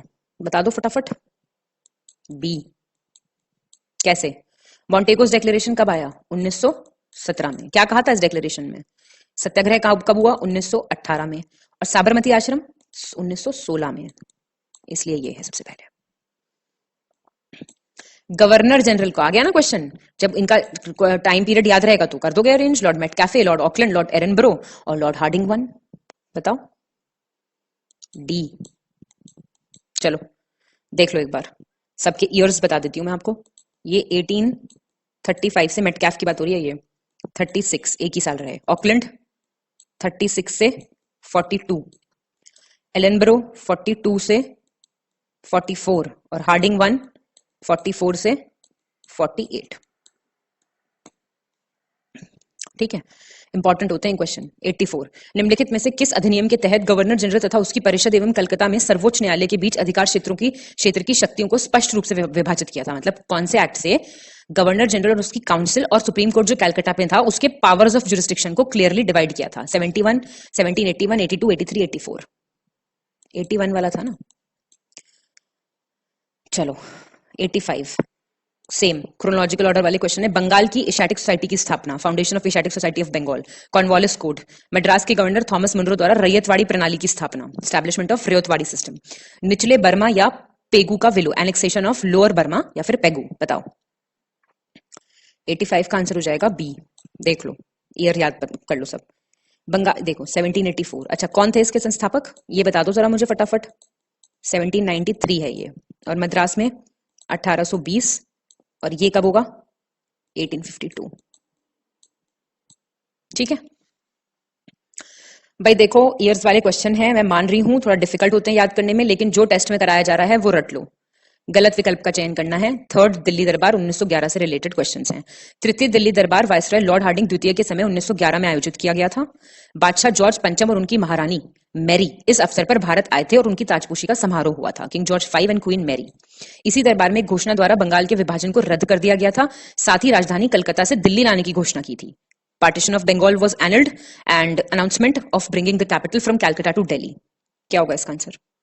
इनमें से कोई नहीं। ये सब याद कर लो, बहुत ही इंपॉर्टेंट है, ये बहुत ही इंपॉर्टेंट। ठीक है, सारी चीजें दी हुई हैं। 1897 में लॉयल कमीशन के गठन के समय पर जेम्स लॉयल किस प्रांत के उप गवर्नर थे? Sir James loyal was the deputy governor of which province in the time of forming the Loyal Commission in 1897? Orissa, Madras, Punjab या इनमें से कोई नहीं? पंजाब के थे। तो ये जो कमीशन था, ये वायसराय लॉर्ड एल्गिन थे ना, वायसराय एल्गिन 2 तब हुआ था। तो लॉयल जो थे डेप्यूटी गवर्नर थे पंजाब के। निम्नलिखित में से किस वायसराय के शासनकाल के दौरान 1933 में कैम्ब्रिज विश्वविद्यालय के छात्र चौधरी रहमत अली द्वारा पहली बार पाकिस्तान शब्द का प्रयोग किया गया था? Very important question. During the reign of which of the following viceroy the word Pakistan was first used by Chaudhry Rahmat Ali? ये स्टूडेंट थे कैम्ब्रिज यूनिवर्सिटी के। विलिंगडन, लिटन, रीडिंग या रिपन? विलिंगडन। देखो विलिंगडन का समय देख लो, 1931 से 36 था, और पाकिस्तान वर्ड इन्होंने कॉइन किया था, याद रखना ये। 1876-78 के अकाल की गंभीर स्थिति का मुकाबला करने के लिए जिसने मद्रास, बंबई, मैसूर, हैदराबाद और मध्य भारत और पंजाब के कुछ हिस्सों को प्रभावित किया था, 1878 में रिचर्ड स्ट्रैची की अध्यक्षता में एक अकाल आयोग, फेमाइन कमीशन, नियुक्त किया गया था। यह घटना निम्नलिखित में से किस वायसराय से संबंधित है? ठीक है, फेमाइन को कॉम्बैट करने के लिए। तो ये वायसराय पूछ रहे हैं, नॉर्थब्रोक, लिटन, डफरिन या फिर लॉरेंस? कौन से थे वायसराय? लॉर्ड लिटन थे इस वक्त। ठीक है, लिटन देख लो 1876 से 1880, और काफी सीवियर सिचुएशन आ गई थी। और एक ये इंपॉर्टेंट है, रिचर्ड स्ट्रैची कमीशन किससे रिलेटेड है और ईयर? 3 बातें एक क्वेश्चन से प्रिपेयर हो गई हैं। 90, निम्नलिखित को कालानुक्रमिक क्रम में व्यवस्थित करें। यूरोपीय सैनिकों द्वारा श्वेत विद्रोह, व्हाइट म्यूटनी, विधवा पुनर्विवाह अधिनियम, window remarriage act, vernacular press act, Ilbert bill विवाद। बताओ, ए हो जाएगा इसका आंसर। देख लो भाई, मैंने पूछा भी था इल्बर्ट बिल का, कमेंट डाउन कर दिया होगा मेरे ख्याल से अच्छे बच्चों ने। 1859, 1856, और फिर आपका क्या है, वर्नाकुलर प्रेस कब आया? 1878। लिबरेटर ऑफ इंडियन प्रेस, बताइए किस वायसराय को कहा जाता है? Ilbert bill 1883, 34। गलत विकल्प, इनकरेक्ट ऑप्शन, गांधी जी की प्रारंभिक गतिविधियां, अर्ली एक्टिविटीज। चंपारण सत्याग्रह पहला, बहुत इंपॉर्टेंट है। प्रथम सविनय अवज्ञा, first civil disobedience. Surat mill हड़ताल, प्रथम भूख हड़ताल। Surat mill strike, first hunger strike. Kheda satyagraha, first non cooperation या असहयोग। रॉलेट सत्याग्रह, पहला जन आंदोलन, फर्स्ट मास मूवमेंट। बताओ, बी हो जाएगा। क्यों? देखो, चंपारण कब था? 1917, ये था पहला सिविल डिसोबीडियंस। और 1918 में अहमदाबाद मिल स्ट्राइक में पहली भूख हड़ताल हुई थी। और खेड़ा कब था? 1918 में। रॉलेट 1919। निम्नलिखित में से कौन उस गैर सरकारी समिति का सदस्य नहीं था जिसे भारतीय राष्ट्रीय कांग्रेस ने जलियांवाला बाग हत्याकांड 1919 के परिप्रेक्ष्य में गठित किया था? Who among the following was not the member of that non-governmental committee? जो बनी थी, इंडियन नेशनल कांग्रेस ने बनाई थी, on perspective on Jallianwala Bagh massacre. Motilal Nehru, CR Das, Badruddin Tyabji और एमआर जयकर। क्या होगा आंसर? सी। देखो, कांग्रेस ने एक कमेटी बनाई थी, तो आपको पता होगा, नॉन गवर्नमेंटल कमेटी थी, जिसमें मोतीलाल नेहरू, सीआर दास, अब्बास तेजी, एमआर जयकर और गांधी जी थे। कांग्रेस ने कहा था इनह्यूमन एक्ट है, ये बहुत ज्यादा अमानवीय कृत्य है, जिसकी निंदा की गई थी, और बोला था कि मार्शल लॉ लेके आओ पंजाब में, ऐसे सैनिक शासन लगाना किसी भी प्रकार न्याय संगत नहीं था। बस इतना ध्यान रखना। डेट, ईयर सॉरी, और मेंबर्स। 93 सेम, अभिकथन और कारण, assertion and reason. Rowlatt act वर्ष 1919 में पारित किया गया था, पास्ट इन ईयर 1919। देश में फैल रही राष्ट्रवाद और क्रांतिकारी गतिविधियों की भावना को दबाने के लिए वर्ष 1919 में ब्रिटिश सरकार द्वारा सर सिडनी रॉलेट की अध्यक्षता में इस संबंध में एक अधिनियम पारित किया गया था। To suppress nationalism and revolutionary activities in the year 1919 an act has been passed under the chairmanship of Sir Sidney Rowlatt. बताना है आपको, क्या हो जाएगा आंसर? 93 का हो जाएगा सी। देखो, ब्रिटिश गवर्नमेंट ने सर सिडनी रॉलेट की अध्यक्षता में एक ऐसा वो बनाया था, जो रेकमेंडेशंस इस कमेटी ने बोली थी, सर सिडनी रॉलेट वाली कमेटी ने, इस रिगार्ड में, उसी को बोला गया था रॉलेट एक्ट। ठीक है, अच्छा, रॉलेट एक्ट का कोई दूसरा नाम है वो बताओ मुझे कमेंट डाउन करके। 1915 में स्थापित Berlin committee for Indian independence के फाउंडर्स में से इनमें से कौन नहीं था? Not among. वीरेंद्रनाथ चट्टोपाध्याय, भूपेंद्रनाथ दत्त और लाला हरदयाल, या फिर इनमें से कोई नहीं? बताओ। तो ये सभी थे। बर्लिन में बनी थी और किस प्लान के अंदर बनी थी? जर्मन फॉरेन मिनिस्ट्री के साथ इनका कोऑर्डिनेशन था, जिमरमैन प्लान के अंदर बनी थी। ठीक है, जिमरमैन योजना के तहत। नीचे दो कथन दिए गए हैं, एक अभिकथन और दूसरा कारण। भारत स्वशासन समिति की स्थापना 1908 में लंदन इंग्लैंड में की गई थी। भारत स्वशासन समिति, भारत स्वशासन समिति की स्थापना ब्रिटिश सरकार को आतंकित करने और स्वराज प्राप्त करने के उद्देश्य, with the aim of terrorising the British government and achieving swaraj. क्या हो जाएगा आंसर? बी। देखो, पहली चीज तो ये कि श्यामजी कृष्ण वर्मा ने भारत सुशासन समिति की स्थापना की लंदन में, इंग्लैंड में 1905 में, तो 1908 में नहीं की थी। इसी को बोलते थे इंडिया हाउस, याद रहेगा, फेमस है इंडिया हाउस के नाम से, तो पता चल गया होगा। और इसका पर्पस था कि उनको थोड़ा आतंकित करेंगे, और गवर्नमेंट का रिप्रेशन आ गया बहुत तकड़ा। रिप्रेशन मतलब क्या हुआ? गवर्नमेंट ने वहां पे मतलब उसने लंदन में मतलब सरकारी दमन हो गया। तो क्या हुआ? श्यामजी कृष्ण वर्मा जो थे वो पेरिस चले गए, अब फिर वो जेनीवा चले गए। उसके बाद विनायक दामोदर सावरकर ने इंडिया हाउस का चार्ज लिया था, तो वो भी इससे जुड़े हुए थे, इसलिए बता रही हूँ ये चीज यहाँ पे। 96 23 दिसंबर 1912 को हुए दिल्ली षड्यंत्र केस, दिल्ली कॉन्स्पिरेसी केस के पीछे निम्नलिखित में से कौन क्रांतिकारी थे? Who were the main revolutionaries? Date याद रखना। रास बिहारी बोस, सचिंद्र नाथ सान्याल और जतेंद्र नाथ दास। कौन कौन थे? फर्स्ट और सेकंड, मतलब जतेंद्र नाथ दास नहीं थे। अब देखो, दिल्ली कॉन्स्पिरेसी केस जो थे, अब मैं आपको बताती हूँ।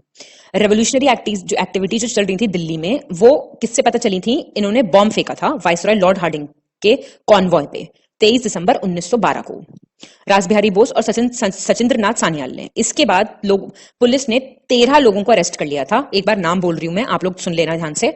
मास्टर अमीर चंद्र, अवध बिहारी, दीनानाथ, सुल्तान चंद्र, हनुमंत सहाय, वसंत कुमार, बाल मुकुंद और बलराज। इन सब को जो ट्राई किया था, इन सब पे दिल्ली षड्यंत्र नाम का केस से मुकदमा चलाया था। तो ये सब इससे जुड़े हुए थे, ये नहीं थे। ठीक है। 97 1918 की विद्रोह समिति की रिपोर्ट के अनुसार भारत में क्रांतिकारी गतिविधियों की शुरुआत सबसे पहले किस राज्य में हुई थी? Rebellion committee of 1918, which state was the first to start revolutionary activities in India? Punjab, West Bengal, Uttar Pradesh या महाराष्ट्र? ये बताना है आपको। तो इसका क्या आंसर हो जाएगा? महाराष्ट्र। देखो, अब जो रिबेलियन कमेटी की रिपोर्ट थी, तो सबसे पहले महाराष्ट्र में स्टार्ट हुई थी वो। और यहाँ पे जो एक्टिविटीज चल रही थी, वो आपने सुना होगा, रामोश्री कृषक दल, किसका था? वासुदेव बलवंत फाड़के का, 1879 का। ये पार्टी ने बेसिकली स्टार्ट किया था विद्रोह। अंत की ओर हैं हम इस टेस्ट के। भारतीय राष्ट्रीय कांग्रेस के एक गांव में होने वाले पहले अधिवेशन के संदर्भ में, वेरी इंपॉर्टेंट, किस लिए? पहला सेशन जो कोई विलेज में हुआ था इंटरनेशनल कांग्रेस का, 1936 में हुआ था। ये महाराष्ट्र राज्य के फैसपुर में आयोजित किया गया था। इसकी अध्यक्षता जवाहरलाल नेहरू ने की थी। बताइए कौन सा सही है? तो ए सही है। देख लो, देखो, ये जो था 1936 में फैसपुर में हुआ था। ये अध्यक्ष जवाहरलाल नेहरू थे और कोई पहला सेशन था जो किसी गांव में हुआ था। 99 सही मिलान करना है, 1857 के विद्रोह से रिलेटेड है। लोकेशन है और लीडर के नाम है। स्थान, प्रमुख, नेतृत्वकर्ता, गोरखपुर, गजाधर। बताओ, मतलब मैच द फॉलोइंग है, ये करो मैच। क्या हो जाएगा इसका? सी हो जाएगा। देखो, गोरखपुर गजाधर सिंह, संबलपुर सुरेंद्र राय, हरियाणा राव तुलाराम और मथुरा देवी सिंह। और मेरठ के कौन थे? मेरठ से बताइए कौन थे, जरा कमेंट करके मुझे। चलिए, लास्ट क्वेश्चन। प्रथम आंग्ल मराठा युद्ध के तहत निम्नलिखित में से किन संधियों पर हस्ताक्षर किए गए थे? कौन कौन सी ट्रीटी साइन हुई थी under the first Anglo Maratha war? Surat, Purandar, Salbai. तो आंसर हो जाएगा ए, सभी हुई थी ये साइन। पहली बात तो ये फर्स्ट एंग्लो मराठा वॉर का टाइम पीरियड क्या लिखूं? 5 से 82। ठीक है। और ट्रीटी ऑफ कौन कौन सी, हम यहां पे लिख देती हूँ। ट्रीटी ऑफ सूरत 1775, पुरंदर 1776, ये 5 है, मैं ठीक से लिख देती हूँ, बच्चे ये भी कमेंट करते हैं। और सालबाई 1782। तो ये भी बता दिया मैंने आपको इसका टाइम पीरियड। अब बेसिक सब आपको पता होगा इससे रिलेटेड। नहीं पता है तो उठाइए अपनी किताब या फिर कोई वीडियो देखिए और सब रिवाइज कर डालिए। टेस्ट सीरीज बहुत इंपॉर्टेंट है, सारी चीजें आपको प्रिपेयर करनी है अच्छे से। और जिन लोगों को हमारा और अच्छे से प्रैक्टिस करनी है, वो हमारी पेड क्विज भी ज्वाइन कर सकते हैं। बाकी हमारे पेड ग्रुप के लिए आप हमें कॉल या व्हाट्सएप इन नंबर्स पे कर सकते हैं। और वीडियोस आपके लिए फ्रीली अवेलेबल कराए ही जा रहे हैं लगातार। काफी मेहनत लगती है इन सब चीजों में, अच्छे से प्रिपेयर कीजिए, बहुत बढ़िया तरीके से पढ़िए। All the very best to all of you. सारी टेस्ट सीरीज के क्वेश्चंस करके जाने हैं, ये टारगेट होना चाहिए आपका, और एक भी सवाल गलत ना हो, ये टारगेट होना चाहिए। All the best, keep studying, thank you very much.